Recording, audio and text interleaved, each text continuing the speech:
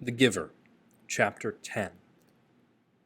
"I go in here, Jonas," Fiona told him when they reached the front door of the house of the old after parking their bicycles in the designated area. "I don't know why I'm nervous," she confessed. "I've been here so often before." She turned her folder over in her hands. "Well, everything's different now," Jonas reminded her. "Even the nameplates on our bikes," Fiona laughed. During the night, the nameplate of each 12 had been removed by the maintenance crew and replaced with a style that indicated citizen in training. "I don't want to be late," she said hastily and started up the steps. "If we finish at the same time, I'll ride home with you." Jonas nodded, waved to her, and headed around the building toward the annex, a small wing attached to the back. He certainly didn't want to be late for his first day of training either. The annex was very ordinary, its door unremarkable. He reached for the heavy handle and then noticed a buzzer on the wall, so he buzzed instead. "Yes?" The voice came through a small speaker above the buzzer. "It's, Jonas. I'm the new... come in." A click indicated that the door had been unlatched. The lobby was very small and contained only a desk at which a female attendant sat working on some papers. She looked up when he entered, and then, to his surprise, she stood. It was a small thing, the standing, but no one had ever stood automatically to acknowledge Jonas's presence before. "Welcome, receiver of memory," she said respectfully. "Oh, please," he replied uncomfortably. "Call me Jonas." She smiled, pushed a button, and heard a click that unlocked the door to her left. "You may go right in," she told him.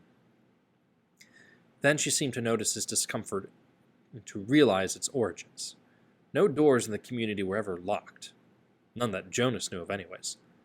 The locks are simply to ensure the receiver's privacy because he needs concentration, she explained. It would be difficult if citizens wandered in looking for the Department of Bicycling Repair or something. Jonas laughed, relaxing a little. The woman seemed very friendly, and it was true. In fact, it was a joke throughout the community that the Department of Bicycle Repair, an unimportant little office, was relocated so often that no one ever knew where it was. "There's nothing dangerous here," she told him. "But," she added, glancing at the wall clock, "he doesn't like to be kept waiting." Jonas hurried through the door and found himself in a comfortably furnished living area. It was not unlike his own family unit's dwelling.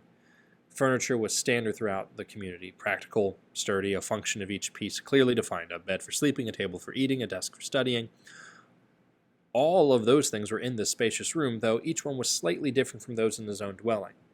The fabrics on the upholstered chairs and sofas were slightly thicker and more luxurious. The table legs were not straight like those at home, but slender and curved, with small carved decoration at the foot.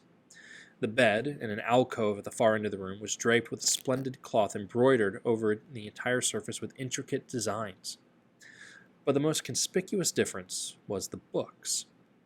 In his own dwelling, there were the necessary reference volumes that each household contained, a dictionary, and the thick community volume which contained descriptions of every office, factory, building, and committee, and the Book of Rules, of course. The books in his own dwelling were the only books that Jonas had ever seen. He had never known other books existed. But this room's walls were completely covered by bookcases filled which reached to the ceiling.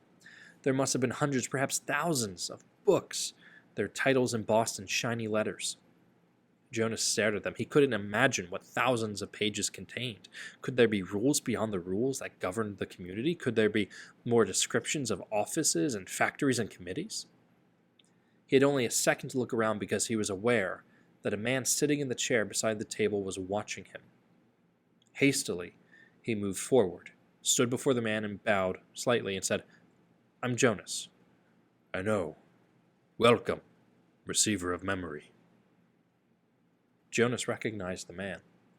He was the elder who had seemed separate from the others at the ceremony, though he was dressed in the same special clothing that only elders wore. Jonas looked self-consciously into the pale eyes that mirrored his own. "Sir, I apologize for my lack of understanding." He waited, but the man did not give the standard accepting of apology response. After a moment, Jonas went on, "But I think," he corrected himself, reminding that if precision of language were ever to be important, it was certainly important now in the presence of this man, "that you are the receiver of memory. I was only selected yesterday. I'm not anything at all, not yet." The man looked at him thoughtfully, silently. It was a look that combined interest, curiosity, concern, and perhaps a little sympathy as well. Finally he spoke. Beginning today, at this moment, at least to me, you are the receiver. I've been the receiver for a long time. A very, very long time. You can see that, can't you? Jonas nodded. The man was wrinkled, and his eyes, though piercing in their unusual lightness, seemed tired. The flesh around them was darkened into shadowed circles. I can see that you are very old, Jonas responded with respect. The old were always given the highest respect. The man smiled. He touched the sagging flesh on his own face with amusement. I'm not actually as old as I look, he told Jonas. This job has aged me, but I know I look as if I should be scheduled for release very soon, but actually I have a good deal of time left. I was pleased when you were selected. It took them a long time. The failure of the previous election was 10 years ago, and my energy is starting to diminish. I need what strength I have for your training. We have hard and painful work to do, you and I.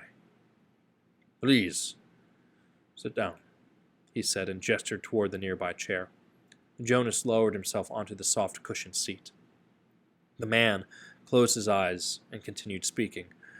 When I became a 12, I was selected as you were. I was frightened, as I'm sure you are. He opened his eyes for a moment and peered at Jonas, who nodded. The eyes closed again. I came to this very room to begin my training. It was such a long time ago. The previous receiver seemed as old to me as I do to you. He was just as tired as I am today. He sat forward suddenly, opened his eyes, and said, You may ask questions. I have so little experience with describing this process. It is forbidden to talk of it. I know, sir. I've read the instructions, Jonas said. So I may neglect to make things clear as I should. The old man chuckled. My job is important and has enormous honor, but that does not mean I am perfect, and when I tried to train a successor before, I failed. Please ask any questions that will help you. In his mind, Jonas had questions. 1,000, 1,000,000 questions. As many questions as there were books lining the walls, but he did not ask one, not yet. The man sighed, seeming to put his thoughts in order. Then he spoke. Simply stated, he said, although it is not really simple at all, my job is to transmit to you all the memories I have within me, memories of the past. Sir, Jonas said tentatively, I would be very interested to hear the stories of your life and to listen to your memories. I apologize for interrupting, he added quickly. The old man waved his hand impatiently. No apologies in this room. We haven't time. Well, Jonas went on, uncomfortably aware that he might be interrupting again. I am really interested. I don't mean that I'm not, but I don't exactly understand why it's so important. I could do some adult job in the community, and in my recreation time I could come and listen to stories from your childhood. I'd like that, actually, he added. I've done that already in the house of the old. The old like to tell about their childhoods. It's always fun to listen. The man shook his head. No. He said, I'm not being clear. It's not my past, not my childhood that I must transmit to you. He leaned back, resting his head against the back of the upholstered chair. It's the memories of the whole world, he said with a sigh. Before you, before me, before the previous receiver, and generations before. Jonas frowned.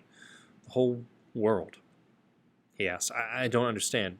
Do you mean not just us, not just the community? Do you mean elsewhere too? He tried in his mind to grasp the concept. I'm sorry, sir, I don't understand exactly.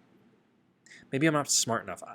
I don't know what you mean when you say the whole world or generations before him. I thought there was only us. I thought there was only now. There's so much more. There's all that goes beyond, all that is elsewhere, and all that goes back and back and back. I received all of those when I was selected, and here in this room, all alone, I am re-experiencing them again and again. It is how wisdom comes, and how we shape our future. He rested for a moment, breathing deeply. I'm so weighted with them, he said. Jonas felt a terrible concern for the man suddenly.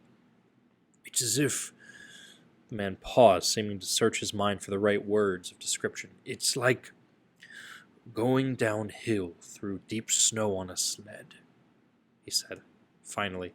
At first it's exhilarating, the speed, the sharp, clear air, but then the snow accumulates, builds up on the runners, and you slow, and you have to push hard to keep going, and... He shook his head suddenly and peered at Jonas. That meant nothing to you, did it? He asked. Jonas was confused. I don't understand it, sir. Of course you didn't. You don't know what snow is, do you? Jonas shook his head. We're sled. Runners. No, sir, Jonas said. Downhill. The term means nothing to you. Nothing, sir. Well, it's a place to start. I'd been wondering how to begin. Move to the bed and lie face down. Remove her tunic first. Jonas did so a little apprehensively. Beneath his bare chest, he felt the folds of the magnificent cloth that covered the bed. He watched as the man rose and moved first toward the wall where the speaker was. It was the same sort of speaker that occupied a place in every dwelling, but one thing about it was different. This one had a switch, which the man deftly snapped to the end that said, off. Jonas almost gasped aloud. To have the power to turn the speaker off was an astonishing thing. Then the man moved with surprising quickness to the corner where the bed was. He sat on a chair beside Jonas, who was motionless, waiting for what would happen next. Close your eyes. Relax. This will not be painful. Jonas remembered that he was allowed, and that he had even been encouraged to ask questions. What are you going to do, sir? He asked, hoping that his voice didn't betray his nervousness. I'm going to transmit the memory of snow, the old man said, and placed his hands on Jonas's bare back.